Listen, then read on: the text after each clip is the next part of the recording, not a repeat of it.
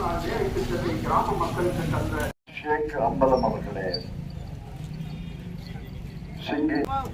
காலாப்பூர் ஊர் பொதுமக்களே, முன்னாள் ஊராட்சி மன்ற தலைவர் செல்வகுமார் அவர்களே,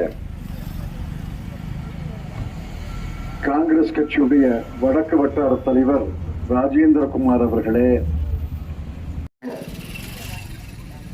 ஒன்றிய துணைத் தலைவர் சேகர், மோடி அரசு தொடர்ந்து இருக்க வேண்டுமா கூடாதா? இந்த கேள்விக்கு தான் மோடி அரசு நிச்சயம் வைத்து விட்டு போவது ஒன்று விலைவாசி உயர்வு, இன்னொன்று வேலையில்லா திண்டாட்டம். விலைவாசி கட்டுக்கடங்காமல் உயர்ந்து விட்டது. மருந்து விலை குறைஞ்சிருக்கா? ஏன் மருந்து விலை உயரணும்? 20% விலைகள் உயர்ந்திருக்கின்றன. அப்படி உயர்ந்தாலும்